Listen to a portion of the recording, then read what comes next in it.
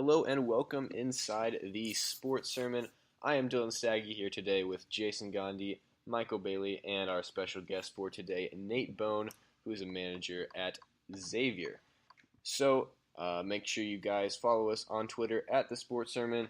You'll know when everything new comes out. We'll always have stuff tweeted out on there for you guys. And so what's going to be on the show today? We have Game 3 analysis from the NBA Finals and some Game 4 preview after that. Pretty much just an all-NBA episode, plus some big rumors as free agency is coming up after the Warriors sweep the Cavs. So, anyway, let's get into Game 3. So, KD obviously had the big game last night, 43 points. What do you guys make of his performance from last night, and was this his defining moment?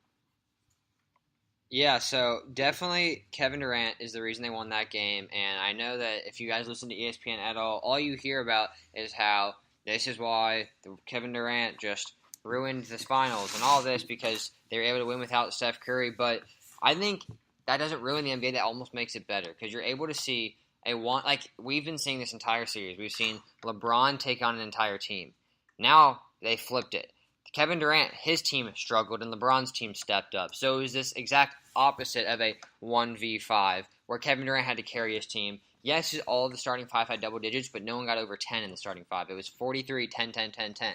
So it was interesting, and that's what I love about this series. Yeah, it might be repetitive, but I just thought definitely this is what makes basketball so great. You see a guy like Kevin Durant drop 43, shoot so efficiently, and able to carry a team to a victory.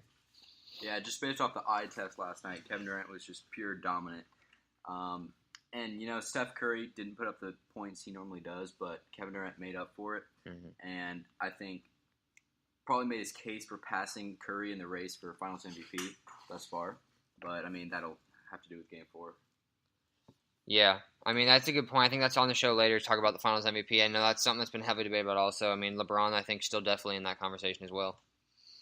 Yeah, I thought last night was just purely fun to watch. It's rare that you see someone so dominant. LeBron consistently, he's averaging 40 points a game right now in the finals. But you watch his 40 points, and you watch Durant's 40 last night, and he makes it look so easy. And I truly think that when he gets the ball and he backs somebody down the lane, and he does that little fadeaway thing where he releases the ball from above his 7-foot tall head. That is the most unstoppable shot in basketball, and you cannot convince me otherwise. I think you made a good point about how easy it looked, and that's the thing is it looked so easy, yet it's literally not that easy. He scored on 8 different defenders, and his shots were 87% contested. So he's not getting wide open shots. He is hitting tough shots, but his stroke and just the way he plays looks so smooth.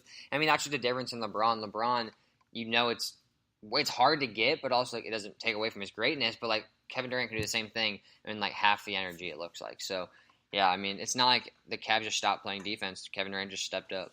Yeah, they both definitely have different styles. As far as this being KD's defining moment, I say that was last year because he did get the Finals MVP and he was a lot better, just all series long. But Jason talked about it earlier about how this is great for the NBA. I hate the Warriors, so I hate this, that KD can play just so well. Why do you hate the Warriors, Dylan?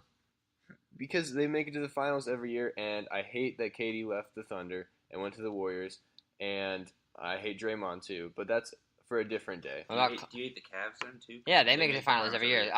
Yeah, but they lose in the finals every year. So if they won 3 out of the 4 years, you'd root for the Warriors then?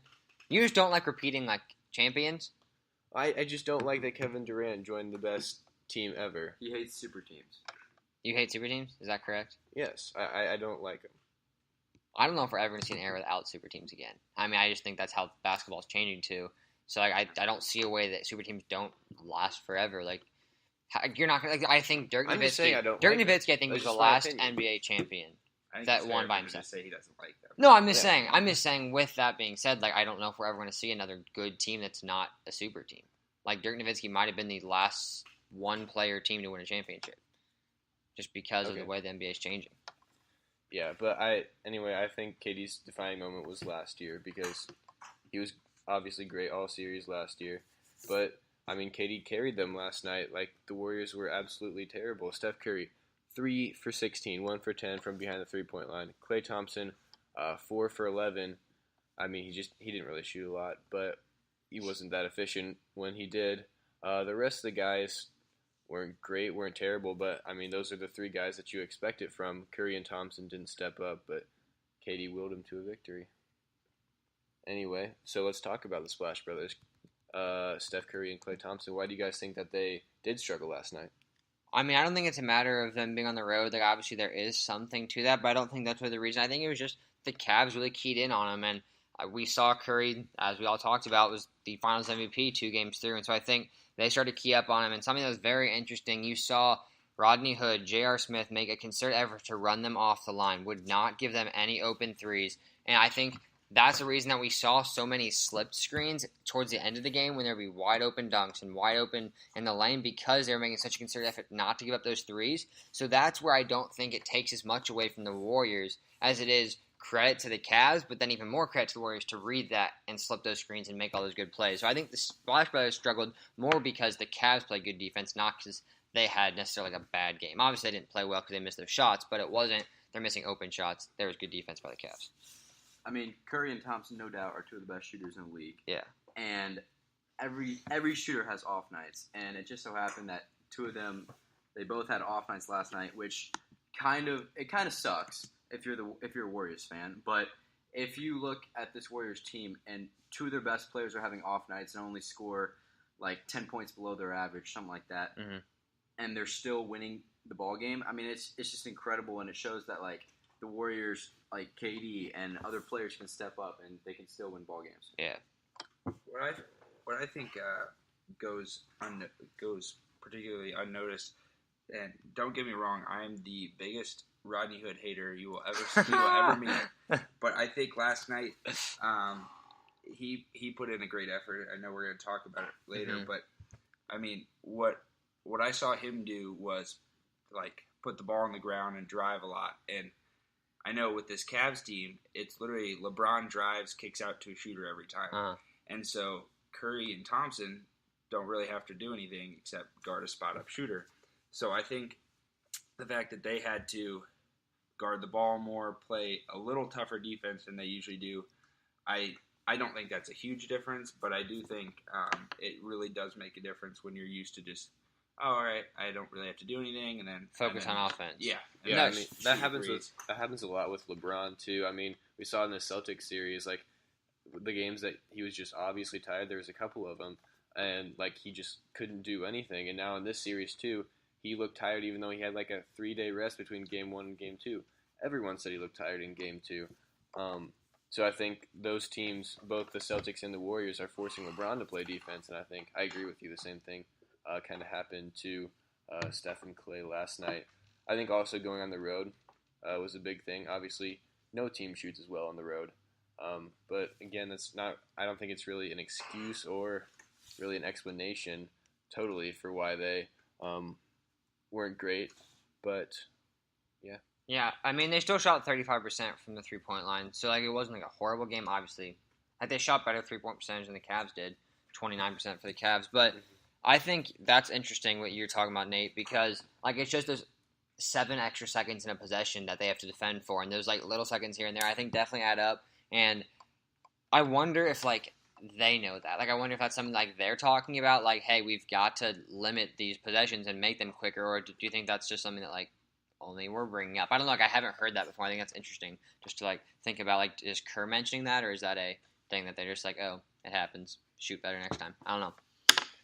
All right, so Andre Iguodala came back last night for the first time in a long time for the Warriors. How big of an impact did he have on the game? Yeah, I thought he had a huge impact. They played 8 minutes of that Hamptons 5 lineup, and they outscored Cleveland by 7 in those 8 minutes. And he got that huge steal on Kevin Love as he was going up for the layup with like a minute and a half left. And he had that pump fake on Tristan Thompson that got them that big basket. So I thought Andre Iguodala was a huge reason they got this win. And you're not going to see it from points, but defensively, he's a big reason, I thought, why Golden State came out on top. Yeah, I think it was nice having him back. I mean, they showed that they could win without Iggy, and now Iggy's back, and they're still winning, even when the Splash Bros aren't hitting. Yeah. So, I mean, yeah, it was nice having Iggy back. Yeah. I see Andre Iguodala as the Jennifer Aniston of the NBA. The dude is an ageless wonder. I think he was... For real. I honestly, I think he was in the league, like, before I was born. Like, he played with, like, Iverson, I'm pretty sure, on that Sixers team. I'm going to look that up. I think he did, actually. And now here he is dunking on Tristan Thompson when he's, like, 58 years old. Yeah. Like, he did not look like he lost a step. I mean, he, like you guys said, he looks great defensively. I mean, he knows his role. He doesn't try to do anything special. He goes out and does what he needs to do. And I think he's like a glue guy for this team. And as you said, they can win without him, but it's always nice to have that. Yeah, he had a plus 14 on the plus-minus last night. It's crazy how much of an impact he makes on the Warriors. I mean, we talked about it in past podcasts, like the Warriors not winning without him a couple games against Houston. Like, I think we all saw the impact that he had there. And it's still, like, hard to explain why, though, because they do have 4 All-Stars on their team. But he's just really the glue guy that just puts them all together. And, yeah. Yeah, It's I'm crazy. fact-checking to see if Iguodala and Iverson played together, and they did. Yes, Iguodala's rookie year, they played together. I mean, that's just crazy to think about, the Iverson and him play together. I mean, he was so good. He had so much hops back then. You guys remember how those dunks? Oh, my gosh. Then he went to the Nuggets and was just, like, average and was like, all right, this guy's maybe not that good. Then he went to the Warriors. I mean, I think it's crazy to talk about how much of a signing when he came back this year changed the NBA, because he was going to go to the Rockets, like, almost a done Spurs. deal. No, it was the Rockets. He got a contract from the Rockets and was like almost Spurs about too. to take it.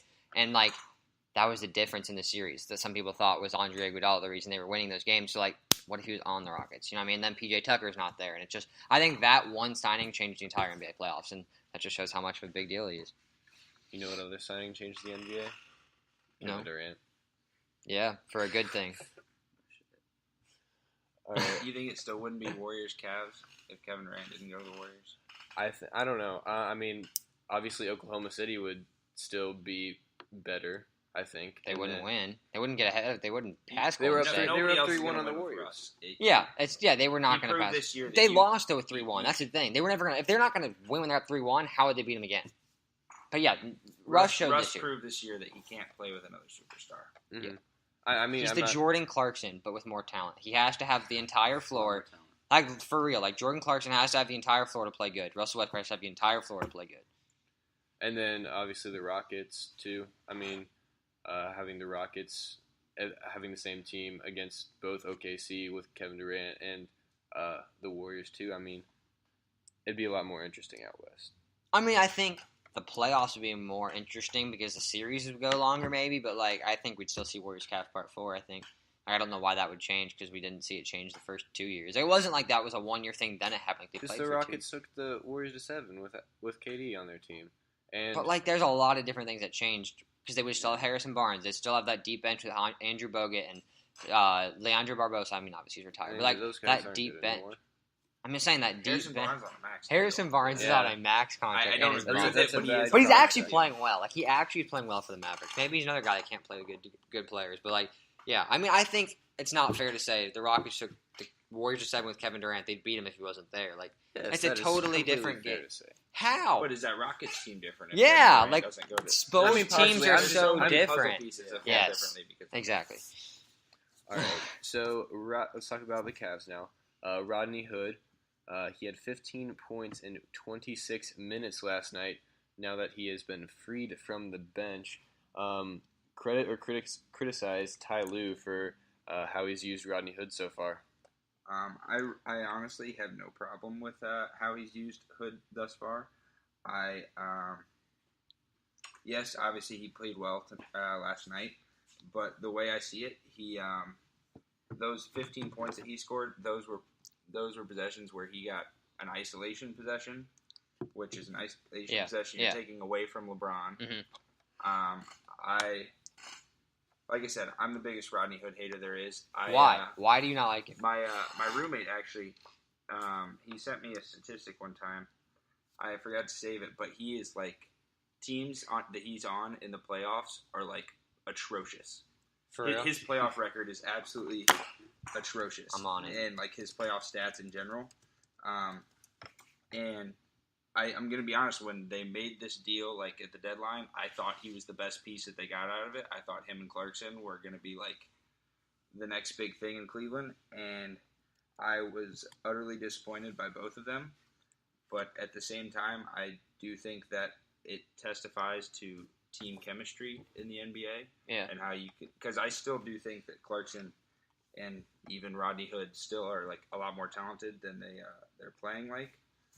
And I just don't think they mesh well with a LeBron ball dominant team. Yeah, I mean, so basically Rodney Hood took Jordan Clarkson's minutes. Would you play Rodney Hood over Jordan Clarkson? Yes.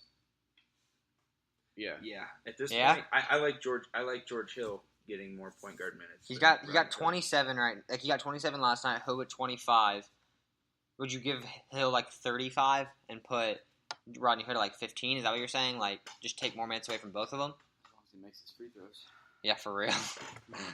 I think George Hill plays a lot better in the system than Yeah. either of those two do. And you saw Clarkson the other night, that video, he just like the ball's slipping out of his hands in warm-ups. He has no business Yeah, that was being funny. in That this was series. game one too. He Right? has no business. He is like John Starks at the free throw line For against real. the Pacers. Yeah. He wants nothing to do with this series. I mean, George Hill struggled last night, which is called what it is. He played bad. He had 5 points, 4 assists, and 4 turnovers with 3 fouls. Like, he just didn't look great. I don't know. I thought Rodney Hood looked good, and this is what my thing. Like, I think it's weird timing to put him in now. Like, why wait till you're down 2-0? What I had written down was, like, I would have used him more in the Pacers series, a lot in the Raptors series. You're sweeping them. Mm-hmm. Give him the minutes, and then see how he did there, and then gauge the Celtics. It's like, I don't know. It feels like this is, like, the least important of the rest of the series. Like, oh, we'll just throw him in there because it doesn't matter. Like, this is the biggest game. Obviously, it worked out, but, like, what if it didn't? Then it's like, why the heck did you just throw this guy in the game? Like, I don't know. I think it's just, like, weird timing. I think last night was definitely a lot better. He brought him out, and it worked out for the Cavs. But, I mean, they're also already the big underdog in the series, and I think you got to bring out your best talent, throw all your chips Game in 1. before Yeah. Game 3, especially in Game 2. Once you knew that Clarkson played bad in Game 1, I think you should have at least brought him out by Game 2. I have a quick question for all you guys. Since we're talking about the shooting guard position, JR once again struggled. 5 for 14, 3 for 10 from the 3-point line. Do you bench him? Not like bench him completely, like take him off the starting lineup. Yeah, I give Hood that spot now. For real, after one game. He hasn't played the whole playoffs. You put him in there. I mean, Why? I'm not like arguing about desperate times come for desperate measures. I mean, I guess you can't lose anything. You've lost the other 3. Yeah, I you're guess that's down fair. 3-0. I mean, you got to try something else. Obviously, this is not working. What do you think, Bo? I think, while I understand that J.R. Smith has not played deserving of a starting role, Yeah. and I love J.R. Smith. Me too. Absolutely I my love guy. him. But I think when you're going to run a lineup with LeBron, you need guys who can shoot spot-up jumpers. And I think J.R. Smith, even though he's been absolute trash, he still does that better than Rodney Hood. Rodney Hood is a dribble drive guy. Yeah. He can score in other ways. So I would rather you bring Hood off the bench and run him with less offensive talent than they have when they're running their starters. I agree. I think I that's definitely fair. agree. I think Kind of like Manu Ginobili. yeah, piece. be that sixth man instead. Like I mean, same thing like Lou Williams and Eric Gordon. Like yeah, they're probably good enough to start, but like let them have the floor. Let them just do their thing. I think that's interesting. I mean, JR is shooting 30% from 3, 30% from the field. Like I just don't know about the minutes. He's played the third most minutes on the team. It goes LeBron, Love, JR. Like I don't know. Like he doesn't look good anymore. Like he looks washed up. Like the shots he's taking aren't smart.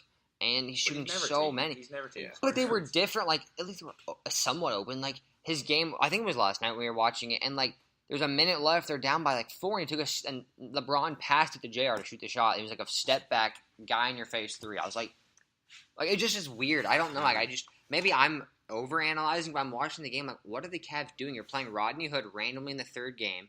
You're playing JR a bunch of minutes when he struggled. Like, I just feel like the coaching of the Cavs is a big reason they're down 3-0. Like, I think if you give him a guy like Kerr, like if you switch coaches, I think this is a 2-2 game going into Game 5. I think if you switch coaches, Steve Kerr and Ty Lue, I think is a huge gap. And I think that's something that goes completely underrated. I think the coaching in this series is a huge reason why. Yeah, I mean, you talked about JR's shot selection a little bit. I mean, at this point, though, I think you got to let JR and Korver start to launch. I said this before Game 3. Yeah. They got to make threes if the Cavs want to win. Obviously, they haven't been efficient at it, but, I mean, that's those guys' game, and the only way you're going to keep up with the Warriors is if you score enough, and the best way to do that is to knock down some threes. So, can we talk about how bad Korver's looked? Like you just Yeah. mentioned, like he's really looked horrible. Like he looks like he should not even play in the NBA. 4 points, 1 for 10 shooting on this series. I mean, what He has the even least happened amount to of minutes, not including like the no players and Hood and Clarkson who have traded off minutes. He's got the 8th most minutes, and it's just like, dude, what are you doing? He's averaging 3.3 shots per game, and as a shooter, you can't get in rhythm when you're taking 3 shots in a game. I think That's his teammates' fault because you know he can shoot. He's one of the best to ever do it. He's like got a robotic stroke. For real. If you're gonna just dish him a desperation look every once in a while, like you don't get hot on contested jump shots. Or 2 of them, or whatever you say they average a game, like 2 or 3. Like you don't get hot shooting 3 and then like 3.3 shots per game in the series. Like that's never gonna get you hot. You may make one of those. I think part of it though is credit to the Warriors because they know how to stop 3-point shooters. Like they are locking him down. Like he's rarely getting an open shot. I can remember one last night that he got that was like that's an open 3, and like. I think that's credit to the Warriors because they're doing the same thing that they did to the Splashers, running him off the line, trying to lock down those corner threes and off-the-screen threes. Because Korver is deadly. If he's coming off a screen, watch out. He's going to hit him like 9 times out of 10.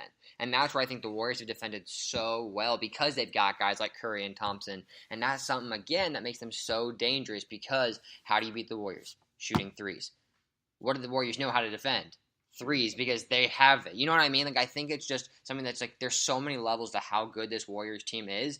And, like, they made LeBron an underdog. That's something that's also getting underrated. Is like, the dude that is some people say the best player ever to play is an underdog consistently right now. Like, last year, this year. Like, I think it's just crazy to talk. Like, I think we are seeing something we've never seen before where the best player in the world is an underdog for multiple years. I just think it's crazy. I don't know. It's because this is the best team in the world. The best team to ever play. I mean, I think there's arguments other places, but, like, I haven't seen them, so it's hard for me to argue, like, how is it not them? You know what I mean? Like, how is it not the Warriors the best team ever to play? Bowen, you're obviously, if you're older than us, do you remember? I'm 2 years old. Yeah, I mean, like, it was probably like, I just don't know, like, what team can I be like, oh, they are better than the Warriors? Because, like, since we've been alive, I don't think anyone thinks there has been. Like, Shaq and Kobe, maybe, but they didn't have 4 of them. They had 2. I don't know. I just think that's crazy. Like, I think it's so easy to, like, this sucks. We've seen them 4 years in a row. We've seen LeBron 8 years in a row. Like, that's almost, like, cool. Like, I don't know. Like, I feel like we're going to look back in 20 years when it's the Knicks and the Trailblazers playing, we'll be like, this is sweet. We just saw the Warriors and Cavs, the greatest dynasty and the greatest player ever to play against each other 4 years in a row. I don't know. I just kept thinking about this last night, and what better time? I think we're all taking it for granted that we're witnessing history, like possibly the best player ever and the best team ever. Yeah.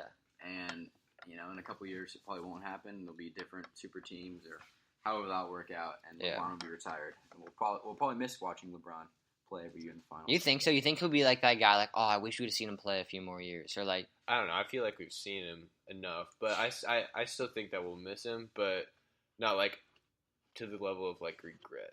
So, okay, here's a really weird hypothetical. Say he stays in Cleveland, or like goes somewhere that's not a super team. You're gonna keep seeing these super teams build more and more. Are we almost gonna say, what if LeBron went to a super team? Like, what if he went? Like, I mean, he did LeBron have a super would be team a person on a super team. But he didn't stay there. Go to a super team. He would make a super team because he is super. But like, yeah, I agree. But like, I'm saying like the Rockets. No, I could see him joining like the 76ers. Like that'd be crazy. Yeah, it would be. But like, what if he stays in Cleveland? And so like they don't have a super team, and then like Paul George goes to the Rockets. Now you've got 2, potentially 3 in Boston super teams, and I feel like looking forward but backwards, like, are we gonna look back and be like, what if he went to LA? What if he went to Houston? What if he went to Golden State? Like, I don't know. I just feel like we're going to think, like, what if LeBron almost had more help throughout his entire career? Because besides those 4 years in Miami, you said it a bunch of times, he didn't really have help. And Kyrie and Kevin Love, God forbid, they stay healthy for a year. Look what happens, they win the championship. You know what I mean? Mm-hmm. Like, I just think that's something that is interesting. Like, what if he had more help his entire career? Would there even be a debate? Would there be a debate about who's the greatest player of all time? I don't know. All right, so Game 4 coming up. Warriors obviously up 3-0. Is the sweep inevitable? I have to concede that I think it is now. Kerr, this is his 8th time coaching the Warriors that they've had a 3-0 lead. Teams are 0-131 coming off against a 3-0 deficit. like we just said, the best team I think and what I've ever seen with my two eyes, I just don't see how they don't get it done unless they go back to their screwing around. We have time to kill. Let's just be like, I think unless they give this one away, there's no way this isn't a sweep. I mean, I think this series is over unless there's like Curry goes down with leg injury or LeBron Klay Thompson. Yeah. Like unless there's a major injury or something dramatic happens, it's over. Period. I think everyone knows the series is over for sure. I think I have to hope and just hold on to the fact that maybe Cleveland's gonna bear down and get one just for their pride. I know. Just LeBron's got to win his last home game in Cleveland. That's what I think. And what I know a lot of Cleveland people, and while they are often delusional, I think they do really rally around their Cavs, and I've heard that place is absolutely ruckus. And I think that just one more time, they will all get together and be like, hey, we all know it's over, but let's celebrate the time that LeBron was here, and they're all just going to be happy. But see, I don't feel like Cavs fans think he's leaving. I feel like Cavs fans think he's staying. I feel like the Cavs think he's going to come back. I'm like, you're an idiot. A lot of them. I mean, especially with the Browns. Yeah, a lot of Cavs fans have to at least have the thought that he's going to be gone. I hope, but I've heard Cleveland people tell me Kawhi's coming to Cleveland. Exactly. No shot. 2 days ago we heard Paul George might come to Cleveland. You might want to get your one star there. Before he goes to Cleveland. For real. I just am I think Cleveland people legitimately think he's coming back, and I don't see a situation in which he comes back now. Because it's not like they have a lot of cap space. They have none. It's bad. They're swimming in luxury tax. Yeah, even if he's gone, they're in the luxury tax, I think. I think they are actually still in the luxury tax, even if he's gone. Yeah. Between Thompson, Clarkson, Hill, JR's on a big contract. I don't remember the other ones. But if LeBron does stay, they'll have to, ship the 8th pick and, some of their Tristan contracts Thompson. Just to maybe get some room to bring in somebody else and get out of the luxury tax. I think you see that 8th pick with Clarkson for sure. 'Cause I don't know if he'd want to get rid of Thompson or Smith because they're his guys. They've done it before. We saw that in the playoffs where they were down. I want to play with these guys. If LeBron comes back, I think Thompson and Smith are back, and I think you've got to trade Clarkson in the 8th pick and just cut your loss and see what the heck you can get for it. If you can get, I don't know, I know it sounds stupid, a JJ Redick type player, take it, suck it up, you. I just mean those type players, better than average veterans. You have to take it because you're not going to get anything better, and you have to cut salary somewhere. I think you have to give LeBron. Because why is LeBron staying? You're going to know. Do you think they know before July 1st if he's staying or leaving? Do you think we know if he's leaving or staying? I don't think he'll say it to anybody. I think he'll keep it to himself. Brian Windhorst has been his best friend since high school. He might not. He might honestly not know what team he's going to right now. There's still a lot of meetings and a lot of decent options. But does he know he's not coming back to Cleveland? You have to. Yes. Yeah, I think I was always he's going to stay in Cleveland guy, but after this finals, I don't know how you can. Dylan and I listened to the press conference today, and he almost sounded like he was mad they made the trades at the deadline. I don't know if you were listening as much as I was, but he was like, we had some playmakers, and then we did those trades, and it was just very much. I was like, you did these trades. Don't even try to blame this on Kobe Altman. This is you, dude. I don't know. I think he's got to be in the back of his head. I'm gone. And it's let's embrace Game 4. We win. If not, I'm gonna have a hell of a game in Cleveland. And yeah, he's good. What's up, Philly? Because he does love Cleveland, so he's gonna go ball out in his last game in Cleveland. He's gonna cry afterwards, even if they win, because he'll know. Because he's gonna know. Do you think that happens? He's gonna cry after game. LeBron will cry. You heard it here first. He will cry. Quote that, Dylan. There we go. That's special. Yeah, come back for part 3, win another few championships in Houston, then come back Cleveland part 3. I think he'll retire at Cav. Think so? In 8 years. What if he goes to Houston and wins 3 back to back? Upsets the Warriors. No, Cleveland's his city. Cleveland is his city. He cannot. He has to come. They have a ginormous poster, and it just says Cleveland on the back. I feel like if it's all they've ever had. For real. LeBron stays in Cleveland, it's just gonna be a waste of his time because he knows what the results are gonna be. He knows he can't. He's got to be gone. And so he's either going to retire or he's going to go to another team. That's actually something we've heard a lot. Like that, he might sit out this year and look at what's happening. I think that was Colin Cowherd saying, "I want to be the one that said it in case it happens." Yeah. But you think so? Not like why would he? Honestly, yeah. Unless he's trying to make MJ comparisons to himself. I think he got it. He's chasing the ghost of Chicago. The thing is, he could go beyond the Browns and he'd be an animal. Him and Josh Gordon would be the biggest wide receiver team. That'd be sweet. Did you see that picture of Josh Gordon? Dude, oh my god, he had legs as his arms. His legs were his arms. So I was like, oh my gosh. Jeez. All right, anyway, if the Cavs lose Game 4 and the Cavs get swept, does it affect LeBron's legacy? Yes.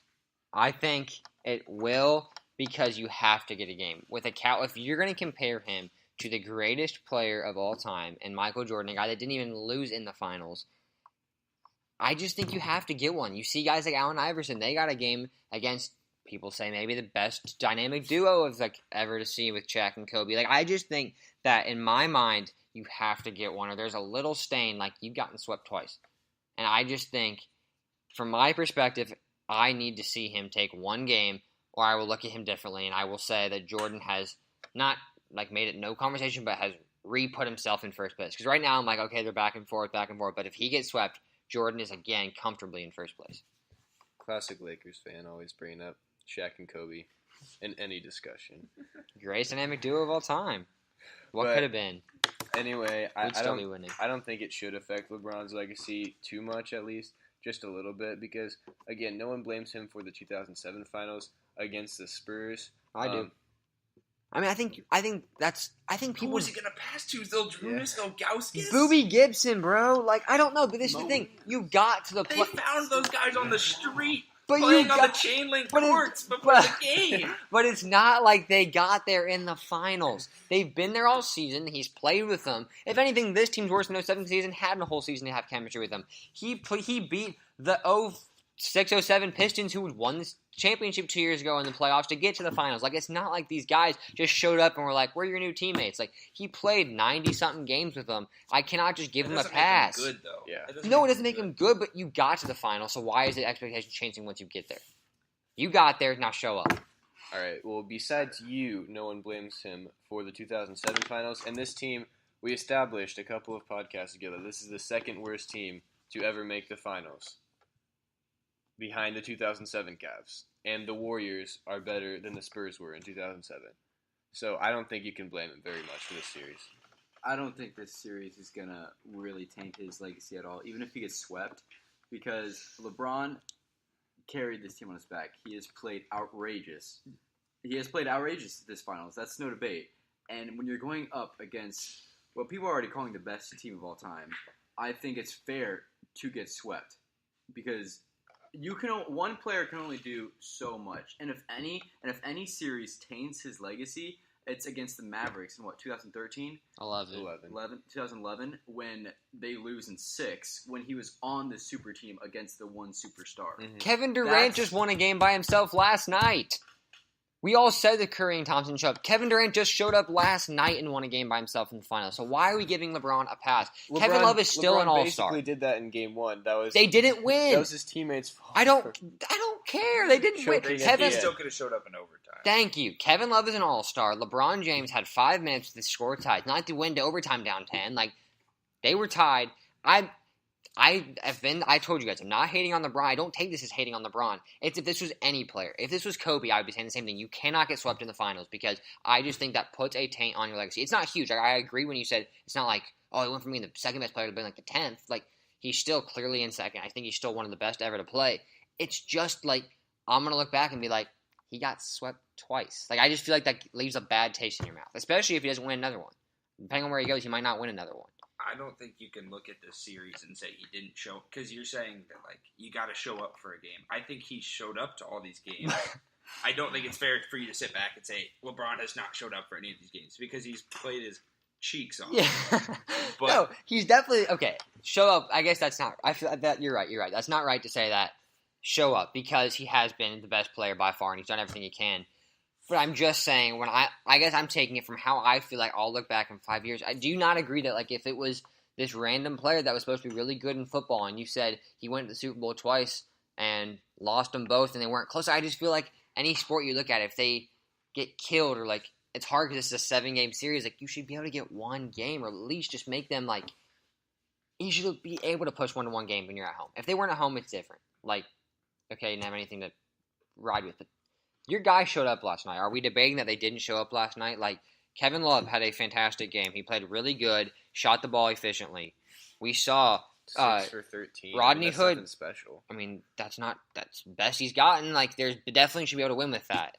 Rodney Hood played a good Minnesota game. Kevin Love. For real. Where did he go? 30, Where did he Kevin go? Love. Where did he go? Bro, the Cavs just made him slim down and shoot threes. It was stupid. I love That's that. what LeBron does. They LeBron turned makes him into a every role single player. player a role player, spot-up shooter, and that's, I mean, we're not going to get into this now, but I do not think he makes his teammates better. Like, he makes a few, but, like, in general. Back to when we were talking about Korver earlier, how he, like, can't get in a rhythm.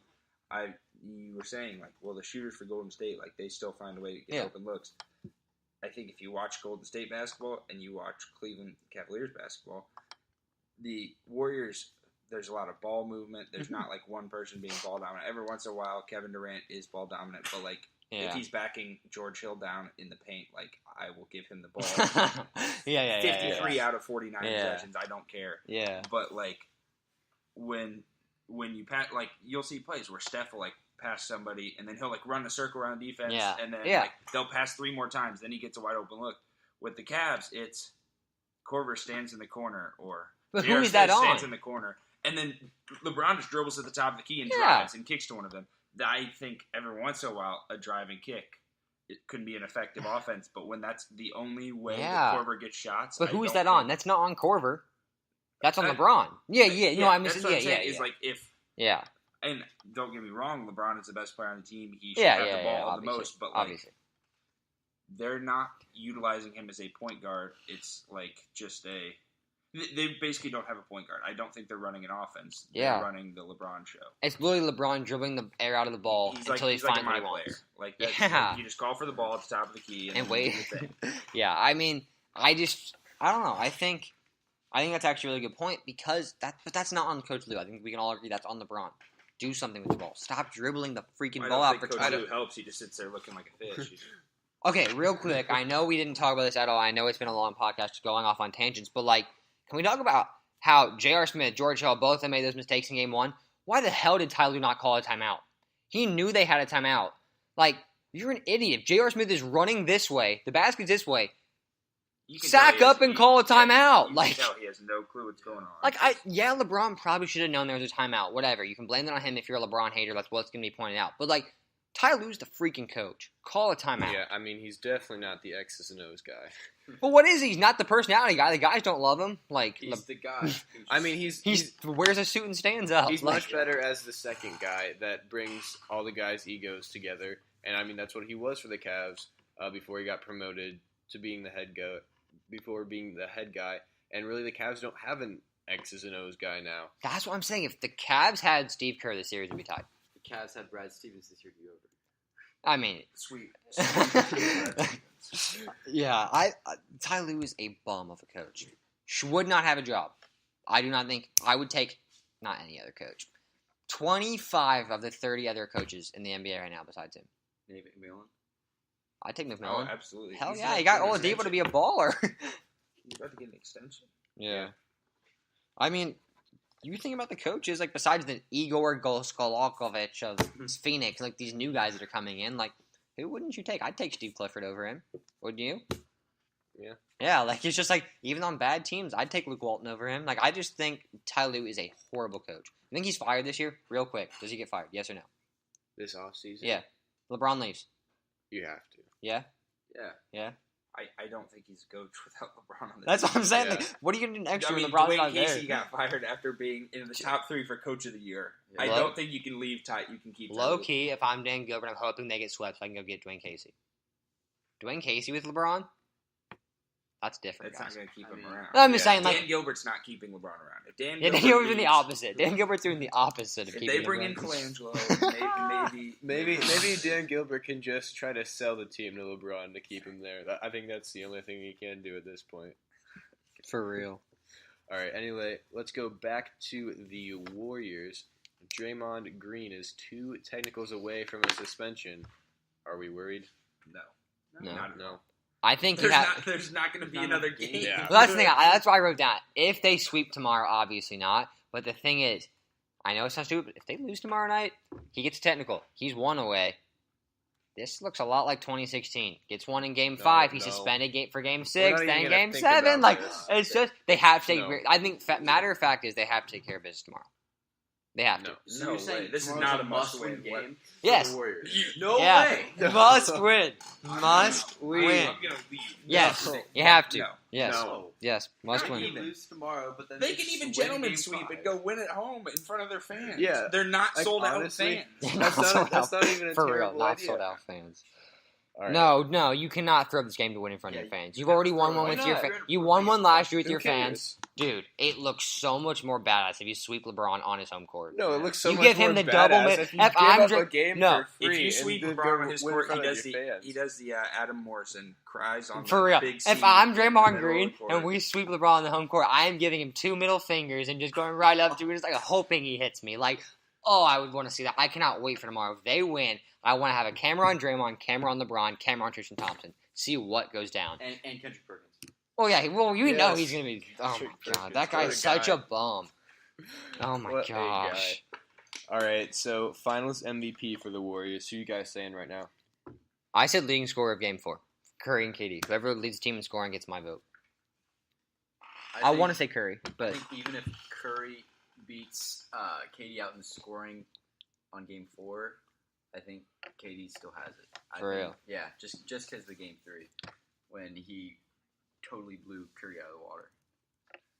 I mean, you got to say KD right now. Even in his worst game of the series, Game 1, he still put up 26 and still played decent. Steph almost cost the Warriors easy game on the road last night, and I say easy He almost because cost him? You thought Steph Curry was going to lose them that basketball game. if I had no debate in my mind if Steph Curry was not going to lose them. Like, I never thought he was going to lose them that game. He hit the second biggest shot in the game. I'm not Fourth saying quarter, he that. scored twice. Yeah. I'm not saying that. I'm saying, All 2 times. but if he made the shots earlier, then obviously it wouldn't have been as close of a game. yeah. And but, and everyone's going to talk about putting the blame on Curry if he doesn't make a couple of those shots in the fourth quarter. like if they lose, you mean? I think And if- they just give it to the Cavs. But I don't think he cost them the game by any means. Is all I'm saying. It's not like, If oh, he- Curry, you're a bum. You cost us the game. Okay, Like, let's say the Calm Cavs down. make 3 more 3-pointers last night. Let's say They the win Warriors that- make 3 more 3-pointers. I'm just kidding. My Keep going. point is that everyone would be blaming Steph Curry for shooting 3 of 16 if the Warriors lost that last night.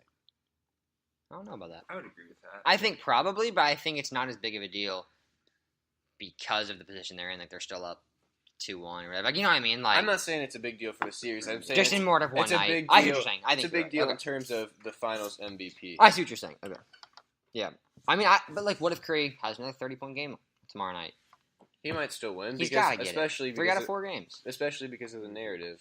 That That's the thing He is, hasn't got his. He's yet. got. That's all I we've think heard I about. think it takes a 30-point game out of him because while he looked great the other night, I think KD looked so dominant last night, and Mhm. as you said, he was putting up good enough numbers in the other game.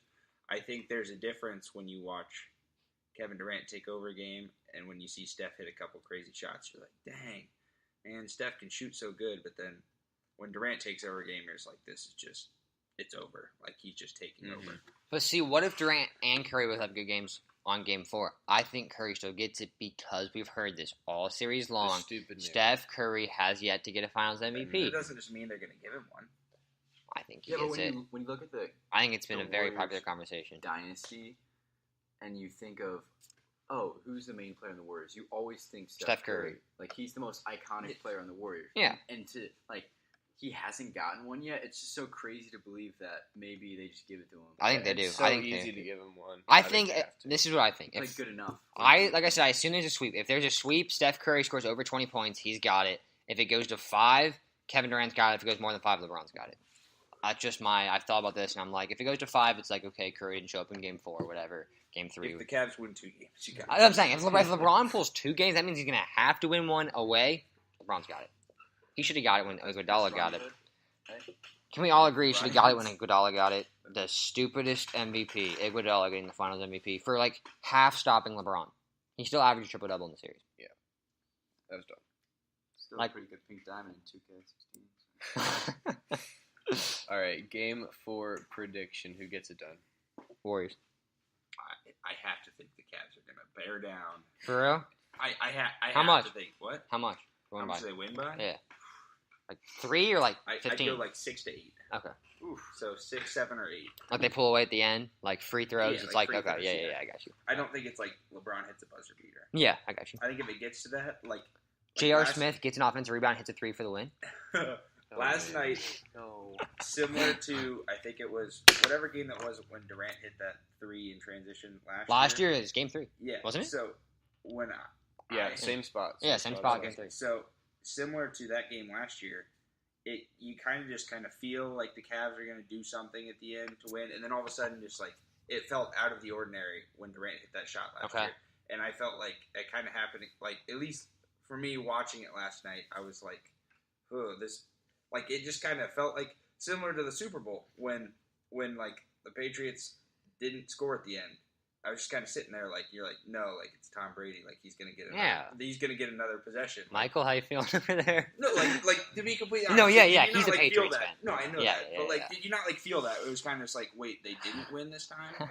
Like, what do you mean they're gonna get the ball back? Yeah. But, like time had expired.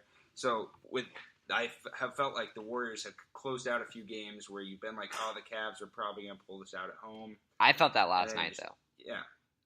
And then like they just hit a couple shots. You're just like, whoa, they're actually not gonna do it. And you're like, wow.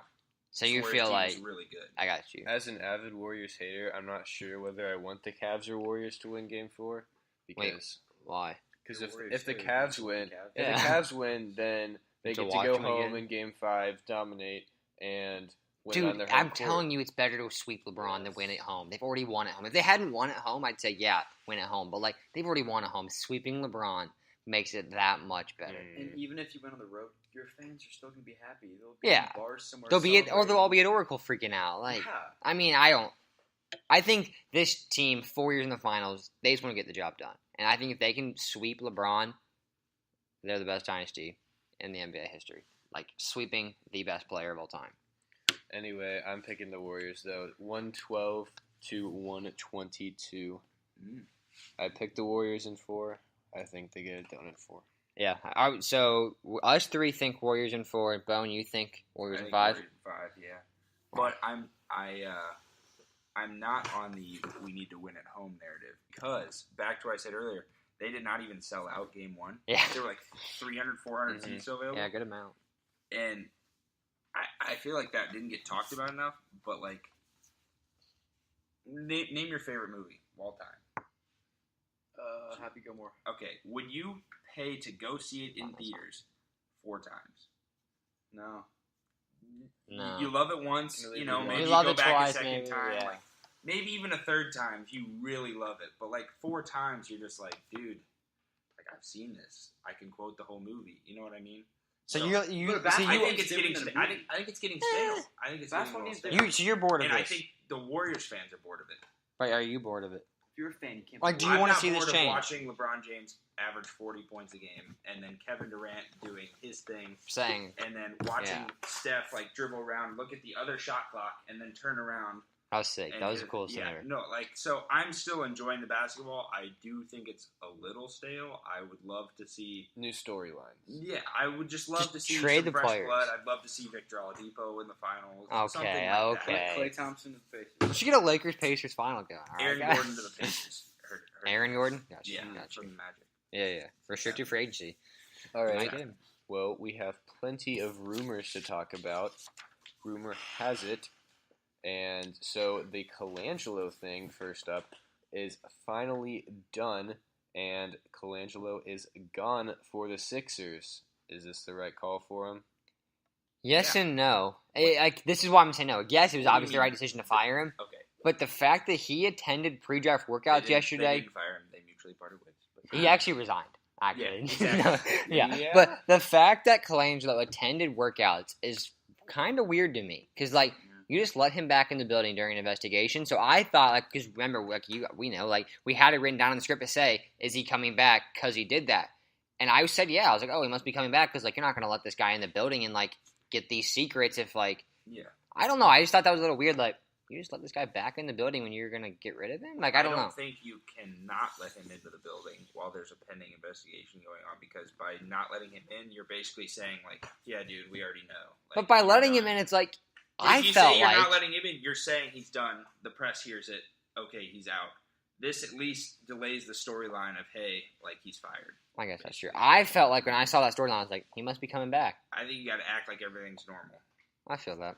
That's interesting. I don't know. I wouldn't let his ass in. No way. Not he's better guys. And after this, I don't think he's just going to go get another GM job. I think Hinkie did everything that is happening in Philadelphia anyway, so I don't really... And he drafted Markelle Fultz. His collars are too big. He traded up for Markelle Fultz and didn't want Jason Tatum. Yeah. Yeah, all right. I think we're all in agreement also that Hinkie has to come back now. Dude, Twitter would break. I think you made an interesting point last night, though, that the league wanted Hinkie out because it made tanking. But, like, it's already happened. Yeah. Like, it's here now. He's proved that tanking And he's works. obviously not going to tank with the Sixers now. Like, he's not going to be like, re-tank. Like, he obviously is like... but he proved that it works. So I think that's a very valid point that, like, the league doesn't want that. Because if you're going to see 16 teams that say, well, we're not going to make the playoffs, or now, like, in the West, where it seems that it's just the narrative all year was Rockets, Warriors. If you're not one of them, like, Portland was a 3 seed.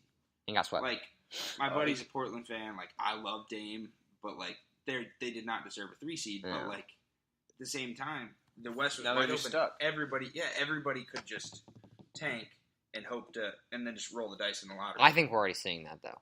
I mean, I really think we're already seeing that. Right. Like, so just bring Hinkie back in. I don't think. I don't think that he proved that it works. And he's not going to tank. Sucks. Sorry, NBA, but like. Yeah, it's already, what's done is done. Yeah, damage is done. Also, he's not tanking. He's not coming back. We just made that. He's not going to come back, but it'd be sick if he did. Yeah. I just want to find out that Hinkie was the guy that tipped off the ringer in the first place. He's got the codes. I know, he's got the codes. I know. I hope he did so bad. That's hilarious, dude. Jerry Colangelo. Did you see this story that he was like trying to stop the Sixers from firing Brian by like saying he was gonna like break their trust?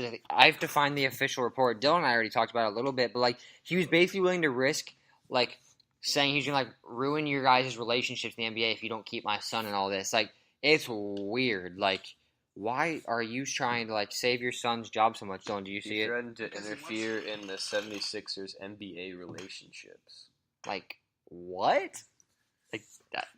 Like shout out to Zach Munson's gonna play with Brian's son, but like be nervous about that guy. This is shady, guys. Like we gotta watch out for Zach for real because shady guys around here in the Colangelo family. Yeah, this Chicago or something. Yeah, he plays there. Mattia Colangelo.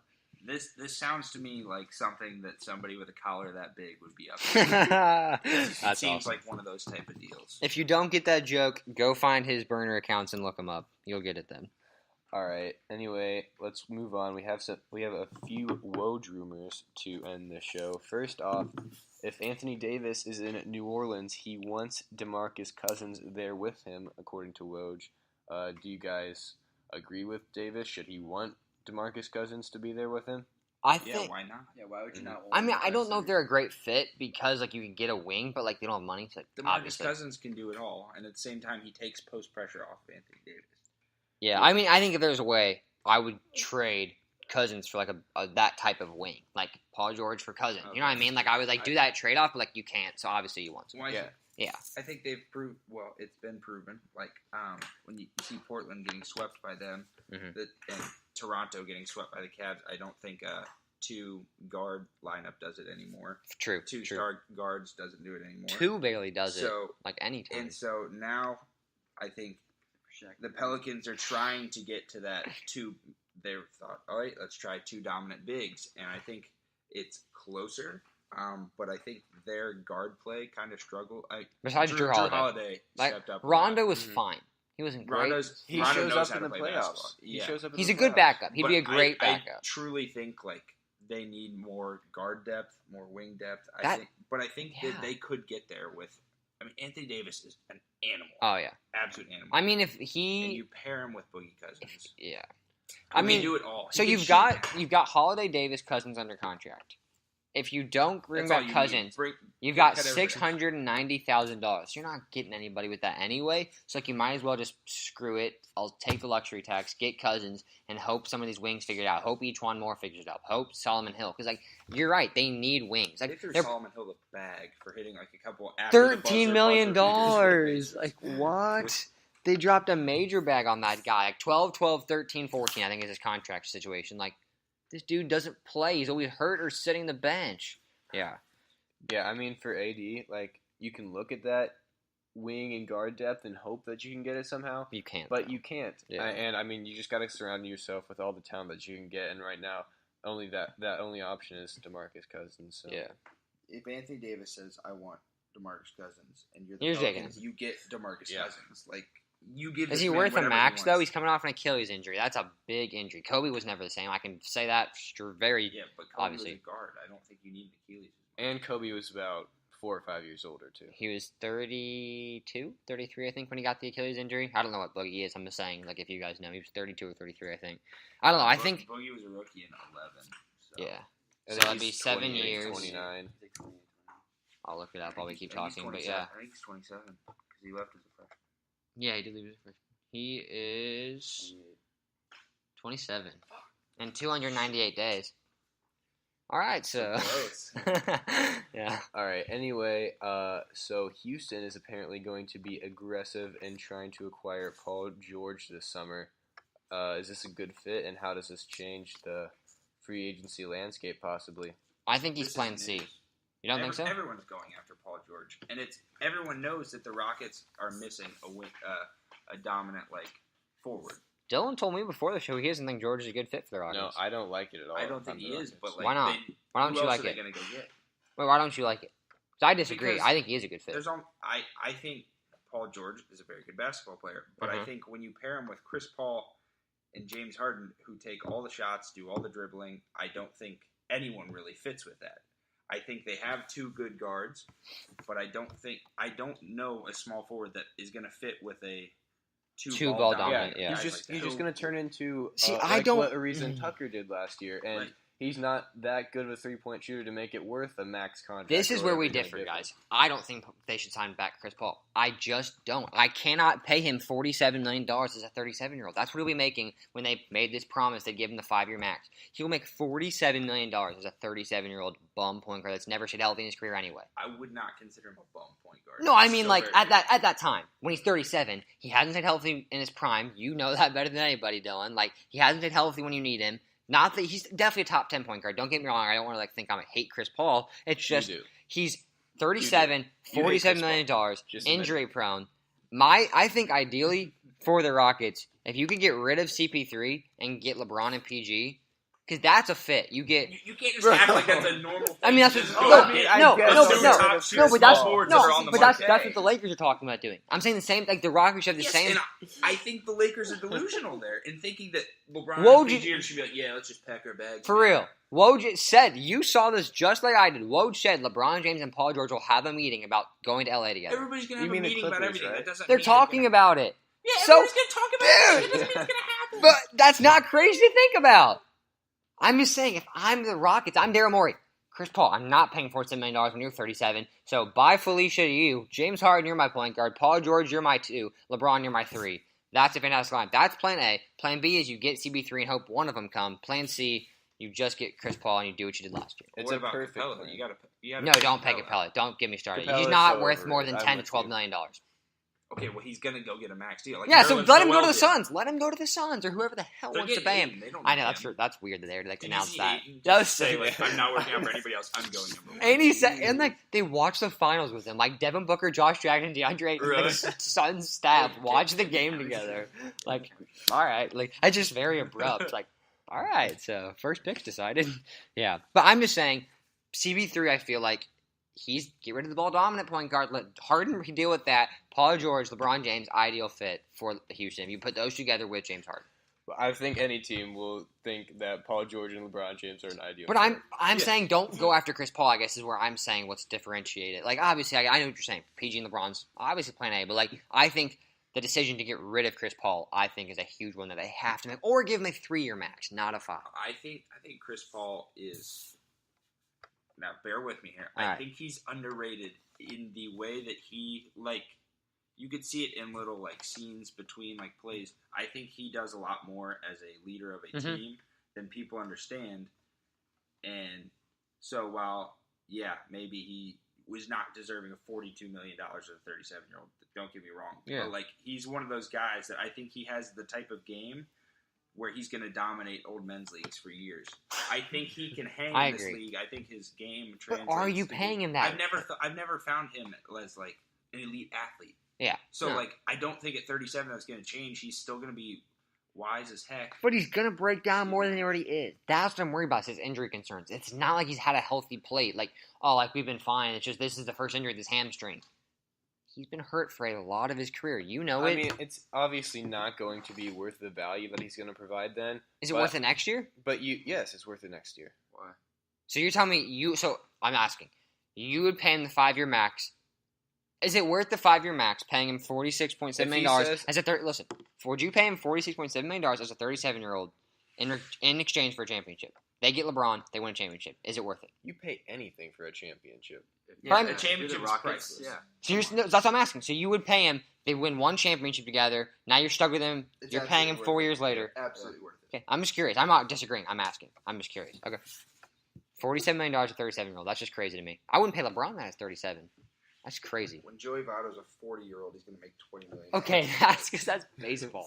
You're going to stand there. 10-year deal as a 30 30-year-old. What are they doing? Are you a Reds fan? No. Oh, I'm okay. saying, I was like, so hold up. So I like to poke fun at. I got you. Joey Votto's going to make $20 million. That's funny. Yeah, I mean, Chris Paul already basically did that to the Clippers last year. He's like 5-year max or I'm gone. And Clippers he were was smart. That's one thing I got to commend your Clippers for. Is like they got out. Yeah, there but when also they could. they weren't one game away from making Okay, a true. championship True, and one true. injury away from Would you making want it. your Clippers to do it?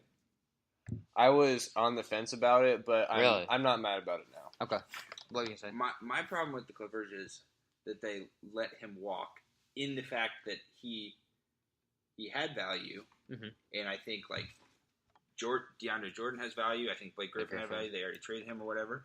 But I think after like however many years it was of like not doing well in the playoffs with that same core, I think they should have given up and gotten more value for it. Like I just when a guy like that walks from a team, I think that's For Chris Hey, Paul. they got Montrezl Harrell and Sam Decker. All right. So Yeah. like, No, they got Lou Williams too. Oh, they did get and Lou. Patrick They did get Beverly. Lou. That was absolutely amazing because Chris Paul could have just walked out the door, signed with Houston as a free agent, and the Clippers would have got nothing. It was incredibly nice for Chris Paul to do that. I don't To think the that's Clippers. a lot though. I think he's worth more than that. The Clippers I mean, I think obvious- everyone does. But obviously like, he's he's a free worth agent. more I than think that. what he's saying is like, it wasn't like he had 2 years left. He was gone. Like the dude was gone. He said, "I'll pick up my player option as like we've had a good times knocking out of the second round together. Let's trade me for some average players." They're like, "Sure, we love average." 2 averages. And the Clippers are like, "Yes, I love average players. Please give me some more Yeah, of but them." the Clippers have about 12 average players on their roster. If you Like, want to know that's why I average, want they have the Kawhi 12 so and bad. the 13th pick. Like Like, what is yeah. more average than just being in the middle of the draft? Legitimately, they love average. Like, ugh. All right. Little worse, little better, but it's always average. Like, ugh. All right. Clippers. So, last rumor of the day: the Chicago Big one. Bulls apparently will be sneaky in free agency because they have a young core that people want to play with. Do you guys agree? Don't. I No. want to Chris Dunn. You do? Yes, Chris Oh, Dunn's a baller. I have been a Chris Dunn guy. I since actually day do remember one. that. I do remember that. Yeah, I bought his jersey from the Minnesota Timberwolves, It's funny. and I remember being mad at Boston because they didn't take him. Jalen But, Brown. Yeah, but That Jalen was Brown's that year. okay. Yeah. But, no, I think that's. I mean, I don't know if Levine. I don't see his his like ceiling being they're that gonna high. have to pay him some big freaking I cash. heard they're And gonna he's- throw him a max. and, I like, know. All he does is like dunk. and like I think he has Maybe a jump shoot. shot now. I don't know. Barely, but he was I hurt just- half the season. This is my worry. I think they're a poor man's Philadelphia 76ers. I wouldn't even put him that far. I A don't. very poor man's. Yeah, like I They're, don't think. they're I gonna think get they there. have the 5th best core in the NBA, and that's That's good. generous. Like That's a poor solid. man's Pacers. I think they think they're Like gonna they just develop, have like and I like just Laurie don't. Markkinen had a great season. Wasn't he a first team all rookie? Yeah. Yeah, like great season. That was awesome. Bobby Portis potential. Chris Dunn, you guys like. I'm not as high, but he's fine. and Zach LaVine on a max contract. Harrison Barnes. Sorry. You can but, afford like, it if you're the Bulls. No, yeah. But, like, I looked at some other teams. I was like, okay, core-wise. Because this is what I obviously they're going to go hard as free agency, but they have a young core people want to play with. I just don't agree. Like, Lakers, Sixers, the Pacers have cap. The Jazz have some cap space. Then the Bulls, Nets, Kings are all kind of around the same thing. Bulls, Nets, Kings all have a few guys here and there, maybe piece it together. So, like, I feel like they're tied for 5th. I'd play on the Pacers and Jazz. I mean, what's his face? Schroeder wants to. Wasn't it 2 teams? Yeah. Pacers and Bucks. But, like, I think who's going to come there? The Bucks. The Bucks. Oh my gosh, dude! If they get a coach this year, No, them and the Wizards are the 2 most disappointing teams. They No, both the have Bucks- so. they're gonna do it. But the Bucks and the Wizards are both like, dude, if they just get this one last piece, they're ready. And then they both just never do, and they always get lost in the first round. You They can't- don't get the piece. I know, but it's frustrating. I said They get the disappointing. piece. I'm the same way with the Wizards. I'm like, come on, just get John Wall and Bradley Beal, one more guy. Come on, just like I mean, that's a what role the player. Timberwolves thought last year. They got Butler, and it didn't work That's what I'm out. saying. It's Because they brought back disappointing. the 2011 Bulls. Yeah. For real. No, No, Get out of Derrick there. Rose Get out had of the most there. usage in the Rockets-Wolves series. Like, why? He's a Dude, bum. they Derrick had, Rose like, wasn't bad though. Like, He had the highest usage though. Their starting Like, five was all like the top 35 like minutes played Yeah. in the NBA. Like Tibbs, what are you doing? dude, that guy's got to get out of coaching. His best year coaching, 2008 with the Celtics as the assistant coach. Not even with the Bulls 2011. His best years when he was the assistant coach on the Bulls, and people say he's the reason they won that championship. I mean, you're the Celtics fan. I've heard that a bunch, is that he's the reason they won, not Doc Paul Rivers. Pierce is the reason. But, like, coaching-wise, it's like, it was more Tibbs than Rivers. But, Dylan, okay, this is random. Rivers got the extension. Quick rumor. Did you like that? Austin yes. or Doc? I hate Austin, so Doc. Yeah, I hate Austin. I'm out on the Austin Rivers train. Oh, me as too. well. I mean, Doc. he's just one of the 12 average players they have. For real. But at least He you fits can admit it. perfectly. At least you can He admit it. fits in perfect. yeah, Doc Rivers. If they were going to bring back Chris Paul and Blake Griffin and keep with that core, Doc Rivers was not going to work. Chris Paul and him had some beef. I wonder why. Austin Rivers. Okay, that's not my point. Everyone knew it that Austin Rivers and Chris Paul and Doc Rivers Yeah. had beef, and that wasn't going to work. Yeah. Team chemistry wise, if they were going to bring back that core, but he did a great job with the young guys and having the average players and still having a winning record and competing for a playoff spot this season. Yeah. So I do like it for Doc Rivers. I'm just glad that he's not the GM anymore because he was absolutely terrible at that. He was Who's your guys' GM now? I know West came over. Jerry West. He's an advisor. Lawrence Frank is saw the president of basketball operations. So they don't I have a believe. GM. They kind of have a team. Yeah. Gotcha. I think the Clippers fell off when they started getting funky with their jerseys. They had just like And they nice got- jerseys That's when it said true. Clippers on the front, and then they started getting Wow. just like having the logo thing. And they got a mascot that's a bird, and they have nothing to do with birds. Chuck Chuck the the Condor. Condor might be the stupidest mascot ever. Yeah, They're I- not birds. I'm out on the Clippers. They need to ship out. I hate the They Clippers. ship to Seattle or bring back the Nets. Boomer. Bring back the Nets. Guys, I'm East so Rutherford. yeah. Dude, Dylan, I'm just gonna let you know this. The Lakers bandwagon's always open. If you get tired of average and you start watching PG and LeBron next year win So some I should just championships. go to like bad for 6 to 7 years, and then maybe good Wait, what? if they ever turn it around. Wait, what? The past 6 to 7 years for the Lakers have been bad. Oh, I think yeah. But I mean, that's what I'm saying. It's open now. We're taking Gonna be honest. submissions. Gonna be honest, mediocrity. Used to hate it, but then you trade your best player and you get 2 better players, and now the Pacers are good. We used to finish Yes. 8th every year, just outside of the lottery. I remember just, we like, talked about this. Consistent 8 seed. I mean, Yeah. even though we made the 1 seed that one year. Like, but, there's like, that spot. I remember There's last always- year we talked yeah, about there's this. always the spot. My dad would talk to me about this all the time. Yeah. But when you finish in like the 7th or 8th spot in a conference, and then you get a 15 to 18 so you picks. can never get just It's like you never. Yes. That's what the Pacers Then you were at just for sit there about and It's 10 the years. worst ever. And then we trade Paul George. So Yeah. you And have then Victor Oladipo is That's Yeah. when the scouting of that middle of the draft, that's when you have to find the players. Like the Jazz with Donovan Mitchell, the Pacers when they drafted Paul George. The you have Warriors to find with those Steph and players. The Kyle That's how you- Kuzmas, yeah. You have to. Kuz. I had to throw. Would you say? Kuz is a beast. I think you said Buns. I was like, oh, we're gonna square up. We I got shut you. him down when he came to Cintas, though. I love Kuz. What a guy. All right, so I think Yeah. that is it for the show today. make sure you guys follow us on Twitter at the Sports Sermon, sports with a Z. You'll find all of our platforms on there, and we will be streaming this on Periscope, I believe, later also, if not tomorrow morning. Thank you once again to Nate Bohn, Xavier basketball manager, for joining us today. Anytime. How's Xavier going to look next year? I think we're going to surprise some people. Yeah? All right. Good stuff. All right, so that's it for the show today. We will see you guys Sunday.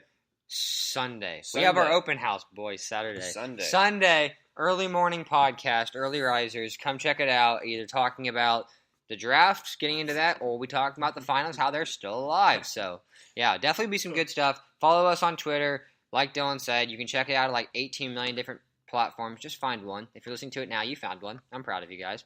All right, we'll see you Sunday.